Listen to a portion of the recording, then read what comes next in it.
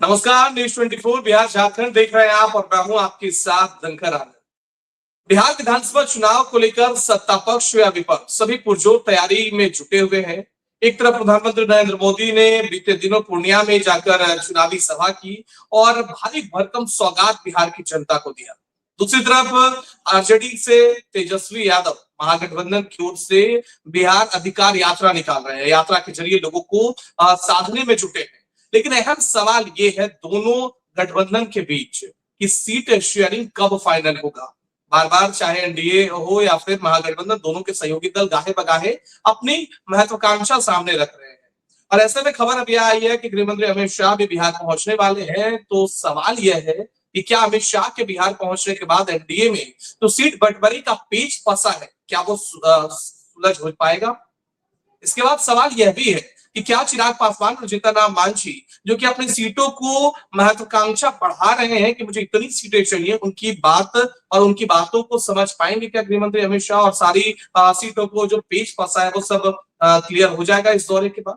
और इसी पर करेंगे हम सियासी चर्चा। और चर्चा के लिए हमारे साथ जुड़ गए हैं Vijay Shankar, deputy executive editor है हमारे न्यूज़ 24 ग्रुप के। साथ ही राहुल आनंद प्रवक्ता है बीजेपी से, और मोहम्मद अकबर अली है प्रवक्ता है जेडीयू से।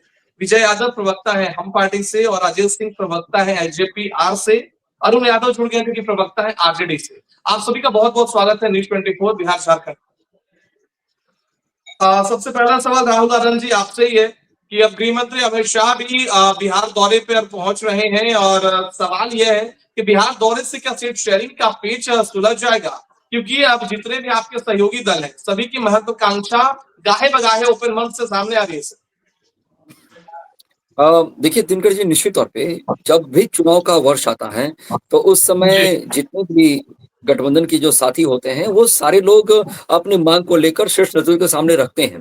लेकिन यहाँ सवाल ये उठता है कि जो हमारे गठबंधन के जो लोग हैं वो कितने आदर्शवादी हैं। हम में चाहे रामविलास लोजपा की बात कर लीजिए, या फिर हम पार्टी की बात कर लीजिए, या फिर उपेंद्र कुशवाहा जी की बात कर लीजिए, या मांझी जी की पार्टी की बात कर लीजिए, सारे लोग एक जगह बैठकर एक अनुशासित तरीके से अपनी सीट शेयरिंग की मांगे और अब बातों को मानते हैं। ये पहले भी हमने देखा है, अतीत में भी देखा गया है, क्योंकि अतीत में जब जीतन राम मांझी जी को मुख्यमंत्री का भी दावा पेश करने के लिए दे दिया गया था, उस समय भी मांझी जी ने विकास को चुना। तो इसका मतलब साफ है कि जो उन्होंने त्याग उस समय दिया था, आज भी हमारे साथ गठबंधन में वो मजबूती के साथ ही खड़े रहेंगे। जब भी कोई हमारा शीर्ष नेतृत्व आता है तो ये कयास निश्चित रूप से लगाई जाती है कि सीट शेयरिंग को लेकर बातें होंगी, और ये बातें तब होती जब इन आपस में मुलाकातें ना होती। चाहे वो दिल्ली की बात कर लीजिए या प्रदेश की बात कर लीजिए, हमारा जो कोर कमेटी है वो निश्चित रूप से इन सब बातों को डिसाइड करने के लिए ऑन द टेबल जब भी बैठेंगे एक सराहनीय निष्कर्ष निकलेगा। और मैं आपको बता दूं कि अमित शाह जी बिहार जो आ रहे हैं, वो बिहार आकर जितने भी गठबंधन के साथी उन सबसे मुलाकात करके, उनकी बातों करके, और जनता में खास करके और जो कार्यकर्ता है उनमें जोश भरने का काम करेंगे। सर, गठबंधन में बड़ा भाई कौन होगा सर, जेडीयू या बीजेपी? देखिए, बात बड़े भाई छोटे भाई का नहीं है। अगर देखा जाए तो इसके पहले जब हम लोगों को सीटें ज्यादा आई थी तब भी हमने गठबंधन धर्म को मानते हुए और उसको साक्ष्य में रखते हुए हमने नीतीश जी को मुख्यमंत्री बनाया था, जबकि नीतीश जी ने उस वक्त भी कहा था कि हमारी सीटें कम है, आप चाहे तो अपना मुख्यमंत्री बना सकते हैं। यहाँ बड़ा भाई छोटे भाई की बात नहीं है। जो भारतीय जनता पार्टी का जो एक स्लोगन है कि चले थे साथ मिलकर चलेंगे साथ लेकर। लेकिन राहुल आनंद तो विपक्ष यह नैरेटिव पेश कर रहा है कि देखिए भैया, हम लोग तो 4 राउंड की वार्ता कर चुके हैं, बातचीत कर रहे हैं, लेकिन एनडीए में सीट शेयरिंग फंसा हुआ है, सरफुटअव्वल हो रहा है। जीतन राम मांझी उधर कह रहे हैं कि 8 सीटें से 20 सीटें हमें चाहिए, नहीं तो हम अकेले लड़ सकते हैं। देखिए, जो लोग इस कयास लगा रहे हैं वो बस एक राजनीतिक माइलेज लेने का प्रयास कर रहे हैं, विपक्ष के लोग। मैं आपको बता दूं, अभी थोड़ी देर पहले वोट अधिकार यात्रा निकाली गई थी, और उसके बाद जो अभी आरजेडी ने जो यात्रा निकाला है उसको बदल दिया है। नाम इसलिए बदल दिया गया है क्योंकि जो तेजस्वी यादव जी की जो पिछलग्गू की जो छवि बनी थी और जो ड्राइवर बनकर घूम रहे थे, राहुल गांधी के जो ड्राइवर बन के घूम रहे थे, इस छवि को सुधारने के लिए वो आज यात्रा निकालने का प्रयास कर रहे हैं। और खास करके जिस विधानसभा क्षेत्र से वो आते हैं उस विधानसभा क्षेत्र को छोड़कर बाकी हर जगह घूम रहे हैं, और जनता जो है उनकी विधानसभा में त्रस्त है, त्राहिमाम कर रही है, और अपने जनता का वो सुध तक नहीं ले रहे हैं। क्या प्रतिपक्ष के नेता अपने मर्यादा को भूल चुके हैं? क्या प्रतिपक्ष के नेता ये भूल चुके हैं कि उनका विधानसभा क्षेत्र क्या है? ठीक है। जी। विजय शंकर सर, मैं आपसे जानने की कोशिश करता हूं कि अमित शाह के बिहार दौरे से आपको क्या संदेश दिखता है सर? सबसे पहले क्या बीजेपी के अंदर जो एक ग्रुप पनप रहा है, उनका भी कहना है कि इस बार कई लोगों की टिकट कट सकता है, पहले उस पर चर्चा की जाएगी, या फिर पूरे एनडीए में जो कि अब महत्वाकांक्षा लोगों की बढ़ रही है, चाहे वो चिराग पासवान हो या जीतन राम मांझी हो, उस पर भी चर्चा कर सकते हैं? देखिए दिनकर जी, जी। सभी दलों की इच्छा होती है जो चुनाव लड़ते हैं कि ज्यादा से ज्यादा सीटों पर उनको चुनाव लड़ने का मौका मिले। जी। अगर अब तक यानी हम लोग सितंबर मिड क्रॉस कर चुके हैं, अगर सीटों के बंटवारे पर एनडीए के भीतर, महागठबंधन के भीतर जी। कोई फाइनल माने बंटवारा नहीं हो पाया है, तो इसके पीछे एक बड़ी वजह ये है कि कुछ ना कुछ ऐसा ही खींचतान चल रही है जिसको लेकर सहमति नहीं बन पा रही है। आपने जी। जो सवाल पूछा उस पर सबसे पहले आते आते हैं कि जो क्या अमित शाह के इस दौरे से टिकटों के बंटवारे पर तस्वीर साफ हो जाएगी? मुझे लगता है जी। नहीं। अमित शाह जी जा रहे हैं, वहां पर वो बीजेपी के जो कील कांटे कहां-कहां कमजोर हैं, बीजेपी की इंटरनल स्थिति कहां है, वो एक-एक सीट का जी। असेसमेंट लेंगे। अगर इसको दूसरे तरीके से देखा जाए, तो अमित शाह जी की ये पहली जो है, वो चुनावी रणनीतिकार के लिहाज से बिहार में यात्रा है। इस जी। चुनाव के संदर्भ में।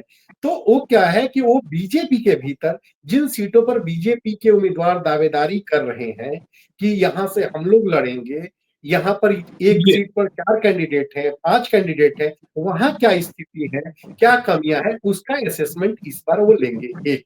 दूसरा मुझे लग रहा है जो जी। औपचारिक रूप से भी कोई बातचीत नहीं हुई है, चूंकि अगर कल कल ही मैं एक इंटरव्यू सुन रहा था जो चिराग पासवान का था, जिसमें उन्होंने कहा कि अब तक सीटों के बंटवारे पर कोई औपचारिक बातचीत नहीं। इसी तरह जी। जीतन राम मांझी ने भी ये बात कही। तो कुल मिलाकर ये है कि सार्वजनिक रूप से ये बात अभी एनडीए के साझेदार नहीं कह रहे हैं खुल के कि सीटों के बंटवारे पर बातचीत हुई है। लेकिन जी। जिस तरह से दावेदारी की गई है, पिछले लंबे समय से चल रही है, जैसे पहले चिराग पासवान की तरफ से कहा जाता था, उनकी पार्टी के नेताओं की ओर से कि 60 सीटों पर एलजेपीआर लड़ेगी। इसी तरह से जीतन राम मांझी अब कह रहे हैं कि 20 सीटें तो चाहिए जी। ही चाहिए। अब सवाल है कि जब इसी तरह की दावेदारी है सबकी, तो बीजेपी कितनी सीटों पर लड़ेगी और जेडीयू कितनी सीटों पर लड़ेगी? अभी आपने जो सवाल किया था, उस सवाल में एक जवाब भी आया कि कोई बड़ा भाई और छोटा भाई नहीं है। जी। तो जवाब, बिल्कुल। लेकिन तो सर, सवाल है ऐसे कि में क्या क्या है सर, ऐसे में क्या है माना जाए कि बिहार में सीटों का समीकरण दिल्ली दरबार से तय होगा या फिर स्थानीय नेतृत्व की भी अहम भूमिका होगी? क्योंकि हमने देखा कि लोकसभा चुनाव में जहां बीजेपी इस बार अच्छी खासी डेंट एनडीए को मिली है, तो ऐसे में क्या दिल्ली दरबार ही फैसला लेगा? नहीं, इसको मैं दूसरे तरीके से देखता हूँ। जी। बीजेपी अपने जो गठबंधन साझेदार हैं उनके साथ बात करेगी और बातचीत के बाद जो चूंकि वहां पर जितने भी स्टेक होल्डर्स हैं उनमें से पूरी जी। कोशिश होगी भीतर खाने कि वो जो भीतरी बातचीत है, जो भीतर खाने जो खींचतान चल रही है, एक एक जी। सीट की बात हो रही, किस पर कौन लड़ेगा, क्या करेगा, वो चीजें खुल के बाहर नहीं आएंगी जैसे हमेशा होती रहती थी चीजें। ठीक है, हर आदमी जो आजमाइश करता है, दावेदारी करता है, पब्लिक में उसको कहना है, क्योंकि राजनीति है, पब्लिक से जुड़ी हुई चीज है। लेकिन जब बीजेपी एनडीए अगर कह रही है कि 225 प्लस का टारगेट है, तो 225 जी। प्लस के टारगेट में कहीं ना कहीं मुझे लग रहा है कि ये बात बिल्कुल आएगी कि वहीं पर उसी उसी उम्मीदवार को सीट मैंने उम्मीदवार बनाया जाए, उसी पार्टी को दिया जाए जहां पर 100% उसके स्ट्राइक रेट की संभावना। तो ठीक। कुल मिलाकर ये है जी। कि ये हो सकता है कि आने वाले अगले 2 हफ्ते में ये आ जाए कि कौन कितनी सीटों पे लड़ेगा। ये हम लोग के पास ब्रेकअप आ जाए, उसके बाद ये ब्रेकअप आए कुछ दिनों के भीतर चुनाव के जी। अनाउंसमेंट के बाद कि किस सीट पर कौन लड़ेगा। तो ये अभी भी टाइम है, इसके लिए थोड़ा सा हम लोग को वेट करना चाहिए। जी, बिल्कुल। जी। अकबर अली साहब, मैं आपसे जानने की कोशिश करता हूं कि अमित शाह तो बिहार आ रहे हैं, एनडीए में सीट बंटवारे को लेकर चर्चा होगी और सभी पार्टियां भी आपस में बातचीत कर कर अपनी मांगे सामने रख रही हैं। लेकिन सवाल यह है कि पिछले दिनों जेडीयू के कई नेताओं, नीतीश कुमार हो या फिर ललन सिंह हो, कई मंचों से उन्होंने अपने उम्मीदवारों की घोषणा भी कर दी है। कल की तस्वीर देखा सर, उसमें देखा कि मोकामा में अनंत सिंह की बात हो रही है, अनंत सिंह अभी जेडीयू में शामिल भी नहीं है।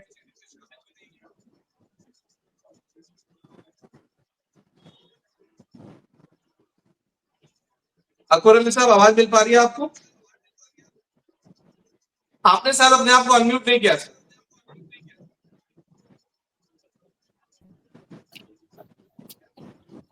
जी, आ रही है आवाज? हाँ, आ रही है। जी आपने सवाल सुना सर? जी जी आपने पूछा है जो बता रहा हूँ कि देखिए ये जी। तो एनडीए का कार्यकर्ता सम्मेलन अभी पूरे बिहार में चल रहा है, सभी एनडीए के अलायंस पार्टियों का। और ये जहां पर माननीय विधायक हैं सिटिंग, वहां पर जो जी। है, क्योंकि ये तो मतलब सारी पार्टियों का अंडरस्टूड होता है कि जो सिटिंग सीट है वहां पर संभवतः वही चुनाव लड़ते हैं। तो ये जो एक आध दो जी। जगह की आप बात कर रहे हैं वो वैसी जगह है जहाँ की माननीय सदस्य वहां पे सिटिंग सीट है जदयू का। और एनडीए जी। में सीट के अलायंस को लेकर के कोई खींचातानी नहीं है यहाँ। वैसी बात जी। नहीं है जैसे आपने पिछली बार नजारा देखा था कि मोरिया होटल में प्रेस कॉन्फ्रेंस करने के लिए वीआईपी पार्टी के अध्यक्ष बैठे थे और उन्होंने कह दिया कि माननीय तेजस्वी जी के बारे में कि ये खंजर भोंक रहे हैं। तो यहाँ कोई इस तरह का कोई जो है आपस में तालमेल बना हुआ है और एनडीए मजबूती के साथ चुनाव लड़ेगी। यहाँ एक दूसरे को खंजर भोंकने का काम एनडीए में कोई नहीं कर रहा है। तो आज जी। कांग्रेस जो है कहाँ मुख्यमंत्री के लिए जो है तेजस्वी यादव के चेहरा का जो है ऐलान कर रही है। यहाँ तो माननीय गृह मंत्री जी ने कह दिया कि नीतीश कुमार जी के नेतृत्व में चुनाव लड़ा जाएगा।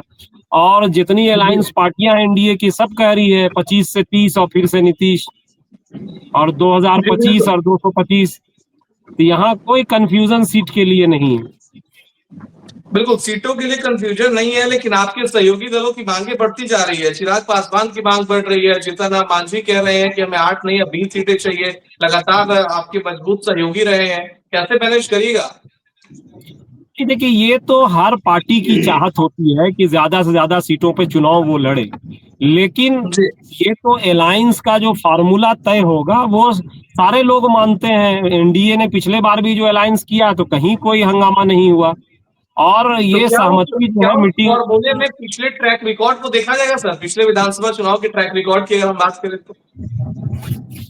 नहीं, देखिए अलायंस का जो फॉर्मूला होता है जी। वो उसका अलायंस का बहुत बहुत सारा मापदंड है कि पार्टी का क्या वोट का आधार है, वोट बैंक क्या है, जी। सीट क्या है, ये बहुत सारी चीजें जो है मापदंड तय करके तब सीट जो है तय होता है किस सीट पर कौन पार्टी लड़ेगी। ये शेयर सीट का जो है ये सारे मापदंडों को देखते हुए होता है। इसलिए एनडीए में जो है सीट का बंटवारा बहुत आसानी से हो जाएगा। कोई इसमें जो है कोई कंफ्यूजन नहीं है, कोई झगड़ा झंझट नहीं। ठीक ठीक है। राजेश सिंह साहब, मैं आपके पास आना चाहता हूँ। एलजेपीआर का क्या सर स्टैंड है? अब तक समझ नहीं पा रहे हैं लोग, क्योंकि कभी कभी अरुण भारती साहब कह देते हैं कि सभी सीटों पर लड़ जाएंगे, चिराग पासवान अपने आप को हनुमान बताते हैं, कहते हैं जो प्रधानमंत्री नरेंद्र मोदी कहेंगे वह माना जाएगा। ऐसे में क्या लगता है कि आपको बीजेपी उतनी महत्व दे रही है इस एनडीए अलायंस में और सीटों को लेकर? क्योंकि गाहे बगाहे आप लोग सीटों की मांग हर जगह से करते रहते।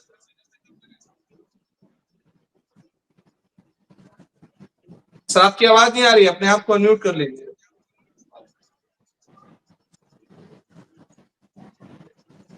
आवाज आ रही है अब? जी बिल्कुल। पार्टी का स्टैंड सीधा सीधी क्लियर है। हम पार्टी जितने भी लोग हैं, कार्यकर्ता हैं, हम लोग को पार्टी का स्टैंड समझ में आता है। एज ए पत्रकार और आप लोग ब्यूरो हैं तो आप लोग को समझ में नहीं आता, क्योंकि आप लोग कुछ ना कुछ ताक झाक करने की कोशिश में रहते हैं।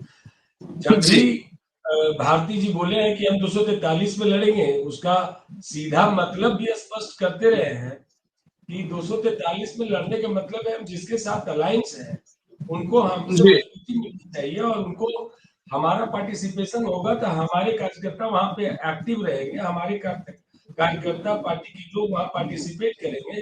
तो जो भी मेरे सहयोगी दल हो, चाहे हम हो, चाहे लोक जनशक्ति पार्टी के हो, चाहे भारतीय जनता पार्टी हो या जनता हो, जो भी कैंडिडेट होंगे उनको लाभ मिलेगा। यानी कि तैयारी 243 पे होनी चाहिए हर एक पार्टी का। हर जगह कार्यकर्ता है, हर जगह जिला अध्यक्ष है, हर जगह प्रखंड अध्यक्ष है, तो उनको ये जी। मैसेज दिया जाता है आप सारे जगह की तैयारी पूर्ण रूप से कंप्लीट रखी है। रह गई बात जहां तक हमारे राष्ट्रीय अध्यक्ष के स्टैंड की बात कर रहे हैं, तो आखिर ये लोकसभा चुनाव किनके साथ लड़े थे? हमारी पार्टी एनडीए के पार्ट थी या नहीं थी? और हम लोग तब से लेकर अभी तक के साथ चल रहे हैं या नहीं चल रहे हैं? तो इसमें तो इतना स्पष्ट नहीं रूप से चल दिखाई दे रहा है, चल तो रहे हैं जी, मैं कह रहा हूँ चल तो रहे हैं सर, लेकिन गाहे बगाहे ऐसा लगता है कि आप लोग एक प्रेशर पॉलिटिक्स अपनाने की कोशिश कर रहे हैं, चाहे वो बीजेपी हो चाहे वो जेडीयू हो, उन दोनों पर कि देखिए भैया हमारी सीटें बढ़नी चाहिए, और क्या अगर आपकी मन मुताबिक सीटें नहीं मिलती है तो क्या स्थिति 2020 वाली रिपीट हो सकती है क्या 2025 में? क्यों निगेटिव पार्ट सोचे कि अगर मेरे साइड नहीं होगा, अगर कल नहीं होगा, अगर पार्टी नहीं रही, ये सब बात सोचने की होती है क्या?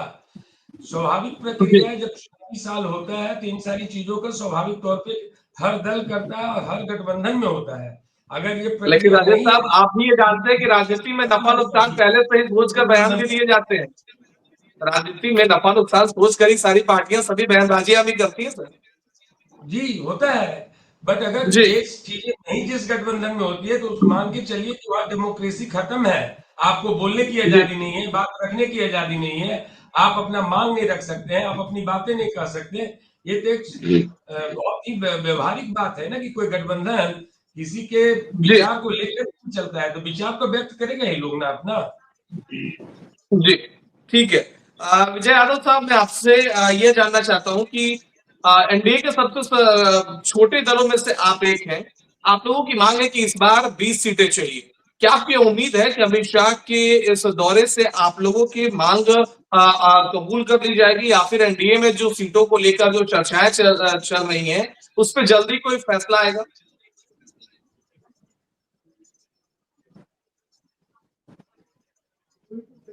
में जो बार बार कह रहे हैं झूठ है कि एनडीए बिल्कुल इंटेक्ट है, हम लोग एक से चुनाव लड़ने जा रहे हैं। जी दूसरी बात रहा सीट की बात, तो हमारे मांझी जी ने स्पष्ट कहा कम से कम मुझे 20 सीट मिलनी चाहिए, जिससे मैं 10 सीट भी जीत कर 12 सीट भी जीत कर मैं आऊं।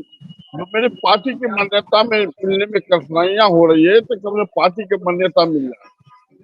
तो इसमें दिक्कत क्या है? आपको मालूम होना चाहिए कि आप जिसको छोटी पार्टी कह रहे हैं, मेरे पास 4 विधायक, एक एमएलसी, एक केंद्रीय मंत्री है, और मेरा पार्टी गरीबों की पार्टी है।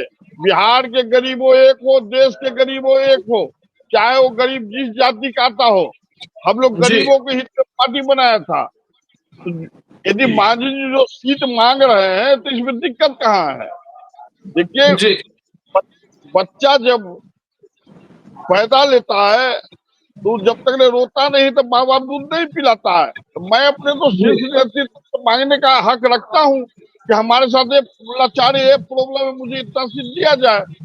और ऐसे तो जितना मीडिया वाले भविष्य वक्ता पहले से बने हुए हैं, मीडिया वाले तो पहले ही कह चुके हैं कि एलजेपी 20 सीट पर लड़ेंगे, हम पार्टी 20 सीट पर लड़ेगा, उपेंद्र कुशवाहा की पार्टी 10 सीटों पर लड़ेगा।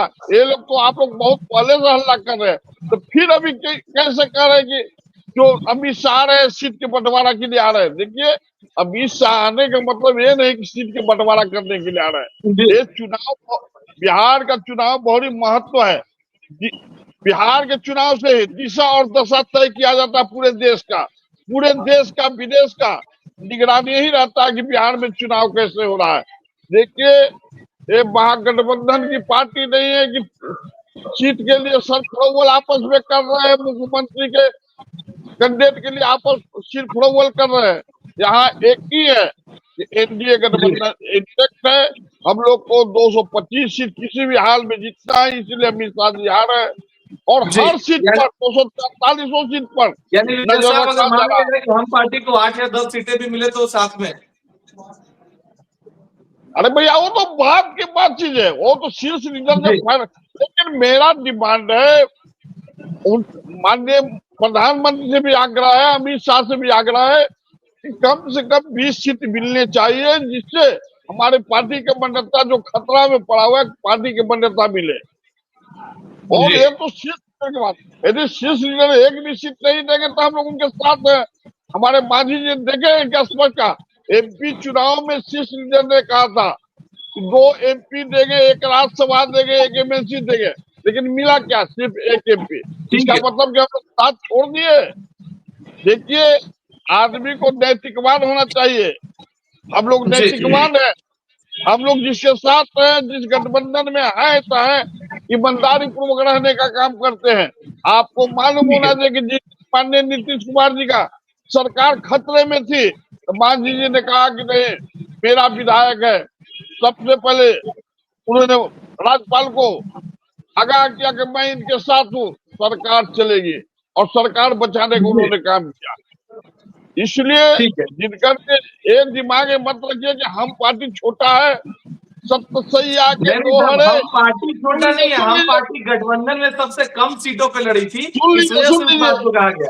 आप ही की तरह हर लोग कहा करते थे जितने विपक्ष के हैं कि मांझी जी गरीब जी आदमी है, दलित है, ये पार्टी कहाँ से चला लेंगे। लेकिन आज देख रहे कि मेरे पास 4 विधायक है, केंद्रीय मंत्री भी जी है। इसलिए पैसा से जी पार्टी नहीं चलता, पैसा ईमानदारी से पार्टी चलता है, नैतिकता से पार्टी चलता है। जब तक हमारे इस दल में जितना राम मांझी जैसे नेता रहेंगे देश का, वो दलित उनके साथ जी है, बिल्कुल। दलित और हमेशा उनके लिए कुर्बानी देने के लिए भी साथ रहते हैं। लेकिन जी भविष्य में बिल्कुल जिनका बिल्कुल ध्यान जय में साहब, मेरा और आग्रह पार्टी होगा, चलती है एक कार्यकर्ताओं से, और कार्यकर्ता ये चाहते हैं कि एक हमारे बात नेता को सही, ज्यादा सीटें मिले, हम मेहनत कर रहे हैं तो हाँ, हम भी चुनाव ठीक लड़े। है। लेकिन जी भविष्य में आप ये ना कहा करें कि हम पार्टी बहुत जी। छोटी पार्टी है। कहा गया कि अरे साहब, छोटी सतसैया पार्टी के की दो बात, हरे, आंकड़ों में सीटें तो अरुणामा आपको के कम छोटी मिली तीर ना। पार्टियां ही बड़ी होती हैं, को छोटी उड़ा पार्टियां सके, ही बड़ी गाँव होती करे हैं। कभी। इसलिए छोटा कहने, किसी को छोटा कहने के पहले आपको सोच लेना चाहिए। विजय साहब, आप जनाब मेरी बातों को माननीय फिर से सुनिए। देश हमने से हम करोड़ों पार्टी को का छोटा नहीं चेहरा, कहा, हमने ये कहा, मैंने ये कहा कि हम पार्टी एनडीए सहयोग, एनडीए में सबसे कम सीटों पर लड़ी थी, ये बात कहने की कोशिश की जा रही है। आप उसको पूरे हम पार्टी से जोड़ रहे आपने कहा कि सबसे छोटा पार्टी। हैं। एनडीए हाँ के जी, सहयोगी दलों में सबसे कम सीटों पर आप लड़े थे ना 2020 में। ठीक है, ये अच्छी बात है। हाँ, लेकिन बस इसका मतलब ये यही नहीं बात कि है आप जो, छोटा पार्टी कहेंगे। ये नहीं तो नहीं बिल्कुल नहीं, विपक्ष छोटी वाले पार्टी लोग क्यों कहते रहेंगे। थे कि मांझी जी दलित है, कहाँ से पार्टी चलावेंगे। आज मेरे पार्टी रन कर ठीक रही है, मैं है आपके ना। पास आऊंगा सर, मैं आपके पास मैं दोबारा आऊंगा। दिनकर अरुण आनंद जी यादव से साहब, मैं पूछना आपसे ये चाहते जानने की हैं कोशिश करता हूँ। कि अरुण बिहार यादव से साहब। कांग्रेस बहुत कम सीट पे लड़ती है और जी, राजद बहुत ज्यादा सीट पे लड़ती है, तो कांग्रेस को बहुत छोटा पार्टी बोल दीजिएगा क्या? अरे तो गाहे बगान सुन नहीं रहे हैं सर, ज्यादा प्रशांत किशोर को कहीं दे रहे हैं हर जगह। कई कई प्रशांत कई किशोर कई के बयान सुन रहे हैं ना आप। सर दिनकर जी सुन लीजिए, कई स्टेट में जी भारतीय जनता पार्टी विश्व की सबसे बड़ी पार्टी होते हुए भी अपने अलायंस से कम सीटों पे लड़ती है, तो छोटी पार्टी नहीं हो सकती है ना। छोटा नहीं नहीं, ठीक है वो ठीक तो है सर। समझौता है। जी बिल्कुल। अरुण यादव साहब, मैं आपसे जानने की कोशिश करता हूँ, एनडीए में सीट बंटवारे पर चर्चा तो हो रही है, अमित शाह पहुंच रहे हैं, और अभी जितने भी पैनलिस्ट हमारे साथ जुड़े हैं सब कह रहे हैं कोई दिक्कत नहीं है, सब मामला सही है। आप लोगों का क्या हाल है सर? क्योंकि 4 राउंड का वार्ता आप लोग कर चुके हैं अब तक, अब तो कांग्रेस से नाराजगी भी सामने देखी जा रही है। देखिए दिवाकर जी, आपने खुद कहा कि मांझी जी का बयान आ चुका है, चिराग पासवान जी का बयान आ चुका जी है, उपेंद्र कुशवाहा जी का बयान आ चुका है, और कई एनडीए नेताओं का बयान आ चुका है कि अभी औपचारिक तौर पर सीट बंटवारे को जी लेकर किसी तरह का अभी बैठक नहीं हुआ है एनडीए में। आपने ही कहा इस डिबेट के दौरान, अभी भारतीय जनता पार्टी के प्रवक्ता ने कहा कि हमारे साथ जो भी अलायंस में पार्टियां हैं आदर्शवादी हैं। हमारे अभी विजय भाई ने कहा एनडीए इंटैक्ट है, तरह तरह से जी अपनी बातों को अभी रख रहे थे। तो मैं कहना चाहूंगा, अभी भारतीय जनता पार्टी के प्रवक्ता भी बोल रहे थे, अतीत को अगर देखेंगे तो हमारे साथ जो भी पार्टियां हैं एनडीए में सब जी आदर्शवादी हैं। कितनी आदर्शवादी हैं अगर इतिहास को देखेंगे तो सबको पता चल जाएगा कि एलजेपी आर का क्या आदर्श रहा है, उपेंद्र कुशवाहा जी जी का क्या आदर्श रहा है, मांझी साहब का क्या आदर्श रहा है। ये हमें कहने की जरूरत नहीं है कब समय समय पर कौन किनका मैच से थाली खींचने का काम किया, क्या क्या कहा है, बड़का झूठा पार्टी किसने कहा, ये हमें कहने की जरूरत नहीं है। हनुमान बनकर लंका में आग लगाने का किसने काम किया, झोपड़ी को जलाने का किसने काम किया, कभी इधर तो कभी उधर, और एलजेपी के एमएलए को किसने अपने दल में विलय कराने का काम किया, एलजेपी या फिर कहिए आप मुकेश सहनी के पार्टी के एमएलए को किसने अपने दल में शामिल कराने का काम किया। ये डोमेन में है, लेकिन सवाल नहीं क्या है, सीट नहीं, ये मैं दिवाकर जी मैं इसलिए बोल रहा था कि सारे प्रवक्ता आदर्शवादी की बात कर रहे थे, इंटैक्ट होने की बात कर रहे थे, और वेल होने की बात कर रहे थे। अभी तो आपने ही कहा कि महागठबंधन में 4 राउंड का बातचीत हो चुका, और हमारे तमाम महागठबंधन के नेता कह रहे हैं, तेजस्वी यादव जी से लेकर कांग्रेस पार्टी के नेता, या फिर वीआईपी पार्टी के नेता, या फिर वामपंथी दल के जो हमारे सहयोगी हैं, सारे नेता कह रहे हैं कि स्मूथली सारी वार्ता चल रही है, और बहुत जल्द जो है हम पब्लिक डोमेन में बात को रख लेंगे, कहीं कोई दिक्कत नहीं है, महागठबंधन इंटैक्ट है, ये तो लगातार कह रहे हैं। और आंतरिक रूप से सारी बातें हो भी चुकी है। जहां तक मुख्यमंत्री चेहरा की बात आप कर लीजिए, आपने सुना होगा मुकेश सहनी के मुख से कि भाई मुख्यमंत्री का फेस तेजस्वी यादव जी हैं, वामपंथी दल के नेताओं के मुख से सुना होगा, वो तो अपने सुन लीजिए ना, नहीं नहीं कांग्रेस का कह रही है, नहीं आप सुनिए ना जी। विजय जी कितना छटपटा रहे, मैं तो शांति से सबको सुन रहा था, सुनिए थोड़ा सा। और अभी दिवाकर जी आपको बोल दिए छोटी पार्टी, तो आपको पेट में दर्द हो रहा था। अरे भैया छोटी पार्टी तो है, एक जिले की पार्टी है, आपको क्या कहेगा बड़ी पार्टी क्या? इतना बेचैन होकर सारे लोग, अरे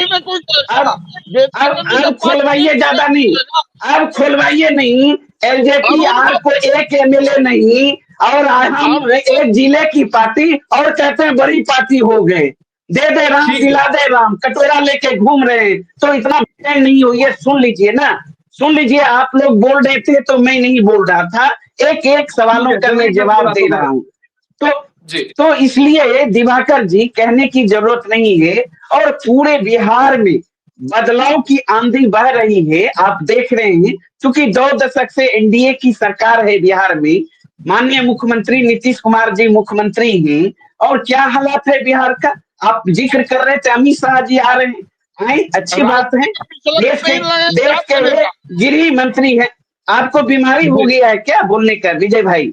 मैं तो नहीं टोक रहा था, अगर मैं बोलूंगा तो किसी को नहीं बोलने दूंगा, इतना हमको भी अनुभव है बोलने का, बीच में तय तय करने का, सुनिए ना, आप तो वरिष्ठ हैं। लेकिन दिवाकर जी विजय साहब उनको बोलिए, फिर मैं आऊंगा आपके पास। अरुण साहब, सवाल यही है कि आप कह रहे हैं कि एनडीए में 4 राउंड, माफ करिएगा, महागठबंधन में 4 राउंड की बातचीत हो चुकी है, लेकिन बातचीत के बाद भी आप लोग किस निष्कर्ष पर पहुंचे हैं?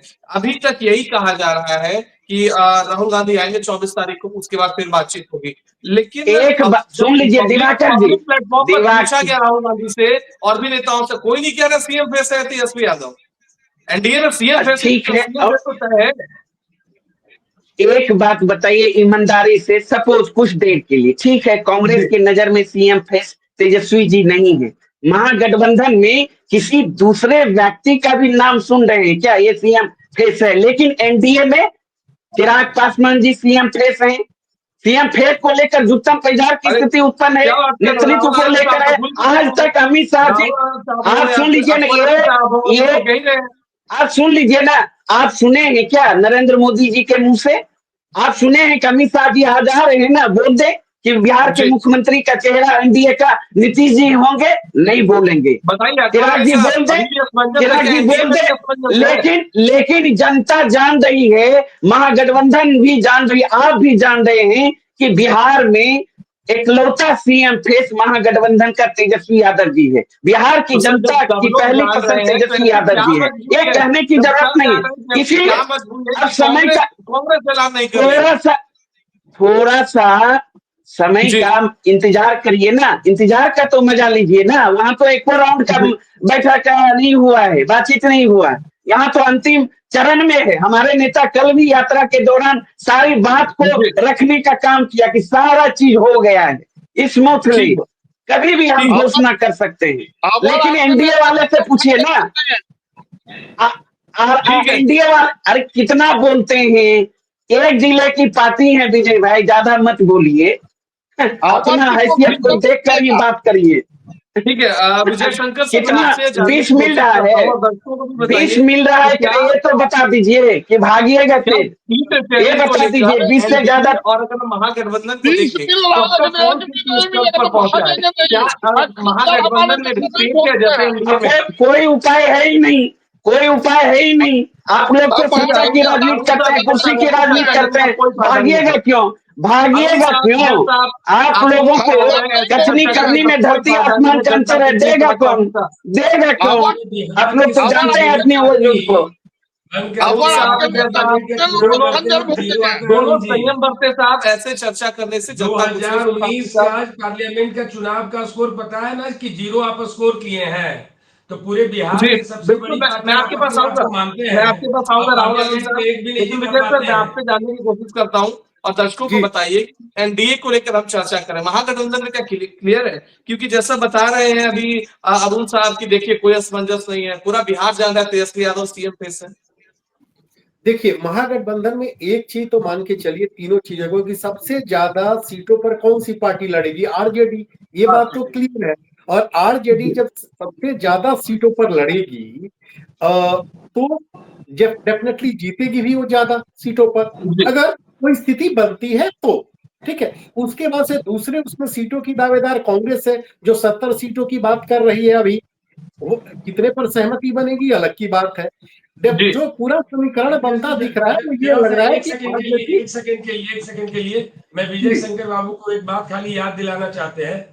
जी सर, ऐसा नहीं समीकरण होता है कि जो सबसे ज्यादा पार्टी ये सीट पे लड़ता है वो सबसे ज्यादा जीतता है, या सबसे ज्यादा उसका जीत करके कैंडिडेट आता है। 2019 के पार्लियामेंट का चुनाव में राजद अपने अलायंस में सबसे ज्यादा ज्यादा सीट पे लड़ा था, और 0 स्कोर किया लोकसभा था। विधानसभा में ये अंतर है ना, लोकसभा ये विधानसभा में अंतर महाराष्ट्र है। मॉडल भी है, महाराष्ट्र मॉडल भी राजद था। का तो जमीन अगर हंसता अगर हुआ मतलब में बात की जाएगी तो 2010 में बहुत क्या सी हुआ चीजें था? आएंगी। उसका स्कोर क्या होगा? महागठबंधन के 2010 में क्या हुआ था?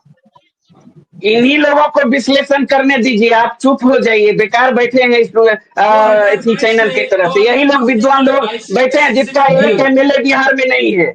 ये न ठीक तो है, ये विजय बिहार सर का की एक बात है। एमएलए है, और न तो ये लोग एक अरुण, जिले की अगर पार्टी हम वाले ही सब अपने प्रवचन अगर देंगे। अगर सब एक साथ बोलेंगे तो बात ठीक अरुण नहीं जी, रहेगी। इस बार हसरत आपका एक उम्मीद एक पूरा करके कर बात देंगे। करना ठीक है। अगर देखा जाए अगर मार में तो बहुत सी चीजें हैं, और सबका पास्ट कुछ और है, प्रेजेंट भी कुछ और है। मेरे से जब भी बाजी लगाएंगे अरुण जी, विश्लेषण आपसे ज्यादा विधायक रहेगा इस बार, क्योंकि आपको नहीं तो नहीं डबल डिजिट जाना नहीं है। नहीं हो देखिए, महागठबंधन की छोड़ दीजिए, एनडीए में भी ये चिराग पासवान कह रहे हैं कि हम 100% स्ट्राइक चाहते हैं। यहीं पर जी हम लोग के साथी जो जो यहाँ पर बैठे हुए हैं, हम के प्रवक्ता, वो लगा कह रहे हैं कि 20 सीटें चाहिए। वो खुद मांझी जी कह रहे हैं कि 60% स्ट्राइक रेट की उम्मीद कर रहे हैं। हमको अगर 20 मिलेगी तो हम उसमें से अपना विस्तार और कर पाएंगे। तो जी हर पार्टी, मैंने शुरू में ही कहा था कि सभी दल की इच्छा होती है कि ज्यादा से ज्यादा सीटों पर लड़े। इसमें कोई बुराई भी नहीं है। अगर राजनीतिक दल अपना विस्तार नहीं करेगा तो किसी दूसरे का करेगा। एक दूसरी कुछ स्थितियां परिस्थितियां होती है जिसमें गठबंधन करना पड़ता है। और जी अगर गठबंधन कर रहे हैं तो किन शर्तों के साथ कर रहे हैं, किन मुद्दों के साथ आ रहे हैं, और पब्लिक के बीच कैसे जा रहे हैं, ये भी बात है। पब्लिक तय, आखिरी लोकतंत्र है ना, यहाँ पब्लिक तय करती है। तो अगर हम लोग आज इक्वेशन की बात कर रहे हैं तो ये तो देखना पड़ेगा ना कि अगर महागठबंधन है तो कहाँ खड़ा है। हमें अगर एनडीए के जो लोग खड़े हैं वो कहाँ खड़े हैं। सीटों की का ऐलान अब तक इसलिए नहीं हो पा रहा है, मुझे लगता है क्योंकि आप इंतजार कर रहे हैं दोनों पक्ष की। सबसे पहले जनसुराज अपने जी उम्मीदवार तय कर दे और उन्होंने भी ऐलान किया था कि हम सबसे पहले तय विजय कर देंगे। शंकर जी, विजय शंकर जी, आपने बिहार का घूम के देखा है कि हाँ, मैंने किसके बहुत जमीन देखा है। मैं क्या बोलो? मैंने बिहार विकास हम लोग में देखा है। और ये हम लोग आ रहे, आज वोट इन लोग को मिलेगा, सीट इन लोग को बढ़ेगा, नहीं, क्या गणना करते हैं? पब्लिक तय करती है। देखिए, हम आपसे नहीं करेंगे बैठ के।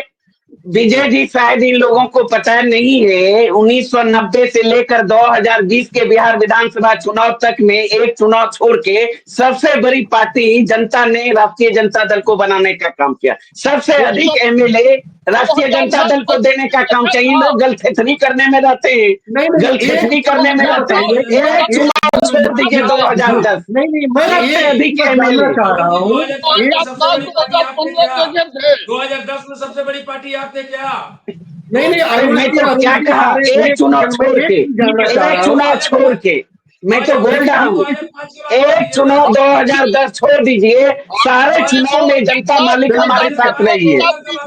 अरुण जी, ठीक है अरुण साहब, अरे सारे आप लोग सम्मानित पार्टियों के नेता हैं, प्रवक्ता है, पब्लिक आपको सुन रही है, बात भी लोग नहीं समझ पा रहे हैं।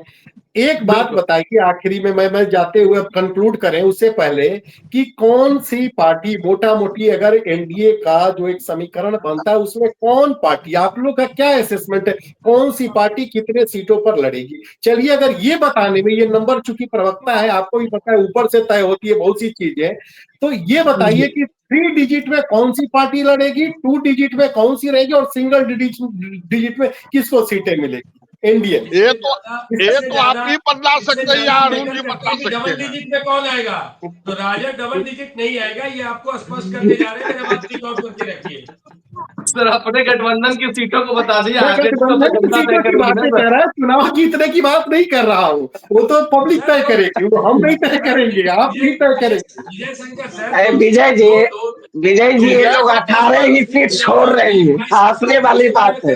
225 तो ये लोग अभी जीत चुके हैं, 18 को छोड़े हैं, और वो भी 18 उसमें कई दल हैं। हंसी लगती है इन लोगों के बातों पर। तो क्या दिक्कत है? आप भी बता दीजिए अरुण जी, आप लोग के यहाँ मोटा मोटी क्या 3 डिजिट, 2 डिजिट, 1 डिजिट में कौन सा रहेगा?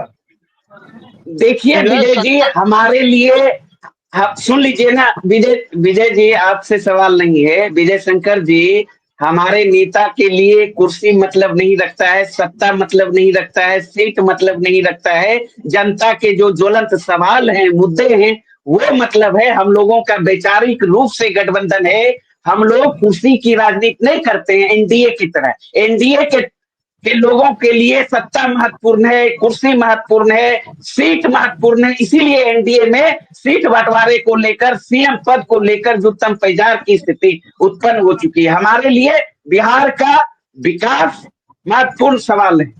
बेरोजगारी, महंगाई, पलायन, ये सवाल महत्वपूर्ण है। इन सवालों को लेकर हम लोग एकजुट है। मुकेश सहनी जी बिल्कुल आप लोग के साथ, बिल्कुल हम तमाम महागठबंधन के साथ जी। कितनी सीटें देंगे हमारे गठबंधन में जितने भी साथी हैं, सबों का 243 सीट है। तमाम पार्टियों का अधिकार है, तमाम पार्टी हम लोग मिलकर 243 पर मजबूती के साथ लड़ेंगे। अब कितने लोगों को खंजर भोंकेंगे आपके नेता? ठीक है, मैं आपसे फाइनल कमेंट चाहता हूं कि जैसा ये अरुण यादव साहब लगातार कह रहे हैं कि एनडीए में तो क्लियर नहीं है कि नीतीश कुमार मुख्यमंत्री के चेहरे हैं। आप ओपन मंच से कह रहे हैं क्या? न्यूज 24 पे कह दिए कि नीतीश कुमार ही बनेंगे।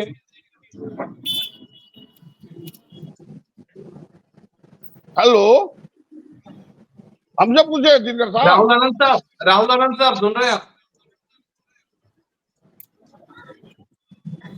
शायद उनसे करेक्ट नहीं हो पा रहे, आप ही बता दीजिए विजय यादव जी। आप मान रहे हैं नीतीश कुमार एकदम क्लियर है, मुख्यमंत्री वही बनने वाले हैं? क्योंकि अभी ओपन मंच से तो नहीं कहा जा रहा, अभी कहा उन्होंने, आरजेडी के प्रवक्ता है अरुण यादव साहब, उन्होंने तो नहीं कहा कि कभी अमित शाह जी या नरेंद्र मोदी जी या किसी और ने कह दिया। देखिए दिनकर साहब, अरुण बाबू को पता नहीं होगा, थोड़ा सा बुजुर्ग हो गए हैं, हमारे बड़े भाई हैं, थोड़ा सा बुजुर्ग होने के बाद ऐसू यादाश्त हो जाता है। देखिए, हम लोग, हमारे जितने सारे शीर्ष लीडर हैं, समझे, सभी ने कह दिया कि हम लोग 225 सीट जीतकर और अगला मुख्यमंत्री माननीय नीतीश कुमार जी को जो बिहार के विकास पुरुष कहलाते हैं उनको फिर से बनाने का काम करेंगे। और जो डबल इंजन की सरकार है, जिस प्रकार बिहार में, आप बिहार के कोना में कहीं चले जाइए, 3 घंटा 4 घंटा पटना ही है, चले जाइए। ये नहीं है ठीक कि है। जिस वक्त महागठबंधन की सरकार था तो छाती भर रोड गड्ढा रहता था, कहीं नहीं जा सकते हैं। ये नीतीश कुमार जी का देन है। आप देखिए मेरिन ड्राइव, किसी का सोच के बाहर का हो चीज गया जो आज हम हो गया हो करते हैं। गया। ठीक है विजय यादव जी, फिलहाल समय हमें इसलिए इतने की इजाजत देते हैं। आप सभी का हमारे बहुत यहाँ बहुत धन्यवाद कुछ हमारे बच्चा साथ इस नहीं खास है। चर्चा में जुड़ने के लिए। अब अरुण देखने वाली बाबू बात यह यहाँ होगी कि अमित जानकारी शाह के देता दौरे के है, बाद सोचने का क्या करेंगे स्थिति फिर से। बनती है एनडीए में। क्या एनडीए सीट शेयरिंग जल्द से जल्द सुलझा पाएगा एनडीए? क्या बिहार चुनाव को लेकर जल्दी से जल्दी ऑन द टेबल अपने नंबर्स रख पाएगा, जिस पर सभी राजनीतिक दल अपनी तैयारी में जुट सकेंगे? फिलहाल आप सभी का हमारे साथ इस खास चर्चा में जुड़ने के लिए बहुत बहुत धन्यवाद।